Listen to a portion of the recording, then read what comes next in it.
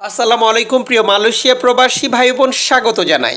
যারা দেখছেন ভিডিওটি মালয়েশিয়ার বিভিন্ন স্থান থেকে, আপনারা এরই মধ্যে অবগত রয়েছেন বাংলাদেশে একটি ঝড় উঠেছে। আর এই ঝড়ের কারণে ফ্লাইট ওঠানামার ক্ষেত্রে জটিলতা সৃষ্টি হয়েছে। আবার চট্টগ্রামের ফ্লাইট ঢাকাতেও চলে গেছে। সিভিল এভিয়েশন কর্তৃপক্ষ সর্বশেষ যে তথ্যটি জানিয়েছে তা আপনার জন্য ভীষণ গুরুত্বপূর্ণ। আপনি যদি দেশে না গিয়ে থাকেন বা ঠিক এ সময় যাবেন না, আপনি ভিডিওটি শেয়ার করে দেন যাতে করে অন্যজন জানতে পারে যারা মালয়েশিয়া আসার অপেক্ষায় রয়েছে বা যারা ছুটিতে দেশে যাওয়ার অপেক্ষায় রয়েছে। ঢাকা থেকে 10টি ফ্লাইট বাতিলের তথ্য নিশ্চিত করেছে সিভিল এভিয়েশন কর্তৃপক্ষ। বঙ্গোপসাগরে সৃষ্ট ঘূর্ণিঝড় রেমালের প্রভাবে ঢাকার হযরত শাহজালাল আন্তর্জাতিক বিমানবন্দর থেকে বিভিন্ন রুটের মোট 10টি ফ্লাইট বাতিলের ঘোষণা করা হয়েছে। রোববার 26শে মে রাত 12টা 1 মিনিট থেকে সোমবার 27 মে দুপুর পর্যন্ত ফ্লাইটগুলো বাতিল ঘোষণা করা হয়। হযরত শাহজালাল আন্তর্জাতিক বিমানবন্দরের নির্বাহী পরিচালক গ্রুপ ক্যাপ্টেন কামরুল ইসলাম গণমাধ্যমকে বিষয়টি নিশ্চিত করেন। যে ফ্লাইটগুলো বাতিল করা হয়েছে তার যে বিস্তারিত তথ্য দেওয়া হয়েছে। বিস্তারা এয়ারলাইন্সের দিল্লি ও মুম্বাই ফ্লাইট, ইন্দিগোর কলকাতা মুম্বাই দিল্লি কলকাতা ও চেন্নাইয়ের ফ্লাইট, এয়ার ইন্ডিয়ার দিল্লি এবং জাজিরা এয়ারওয়েজের কুয়েতগামী দুটি ফ্লাইট। চট্টগ্রাম কক্সবাজার বরিশাল ও যশোর রোববার থেকে ফ্লাইট বন্ধ রাখা হয়েছিল আগে থেকেই, তবে অনেকটাই স্বাভাবিক ছিল হযরত শাহজালাল আন্তর্জাতিক বিমানবন্দরের ফ্লাইট ওঠানামা।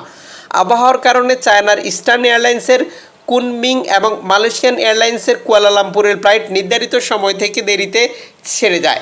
ঢাকা থেকে চট্টগ্রামগামী নভো এয়ারের একটি ফ্লাইট 2 ঘন্টা উড়ে অবতরণে ব্যর্থ হয়ে আবার ঢাকায় ফিরে আসে। চট্টগ্রামের বিমানবন্দরে ফ্লাইট ওঠানামা বন্ধ থাকা এয়ার আরাবিয়ার শারজা থেকে চট্টগ্রাম, সালাম এয়ারের মাস্কাট থেকে চট্টগ্রাম ও দুবাই থেকে চট্টগ্রামের ফ্লাইটটি ঢাকায় অবতরণ করে। এদিকে পায়রা ও মোংলা সমুদ্র বন্দরকে 10 নম্বর মহাবিপদ সংকেত নামিয়ে তার পরিবর্তে 3 নম্বর স্থানীয় সতর্ক সংকেত দেখিয়ে যেতে বলা হয়েছে। একই সঙ্গে কক্সবাজার চট্টগ্রাম সমুদ্র বন্দরকে 9 নম্বর মহাবিপদ সংকেত নামিয়ে তার পরিবর্তে 3 নম্বর স্থানীয় সতর্ক সংকেত দেখিয়ে যেতে বলা হয়েছে। উত্তর বঙ্গোপসাগরে অবস্থানরত মাছ ধরার নৌকা ও ট্রলারসমূহকে মঙ্গলবার 28 মে সকাল পর্যন্ত নিরাপদ আশ্রয়ে থাকতে এবং সাবধানে চলাচল করার পরামর্শ দেওয়া হয়েছে। যারা দেশে যাবেন এবং যারা প্রবাসে আসবেন, অবশ্যই আপনার ট্রাভেলস এবং আপনার এয়ারলাইন্সের যে হটলাইন নাম্বার সেখানে যোগাযোগ করে আপনার ফ্লাইট শিডিউল ঠিক রয়েছে কিনা এটি রিকনফার্ম করে নেবেন এবং অতিরিক্ত সময় নিয়ে ঘর থেকে বের হবেন।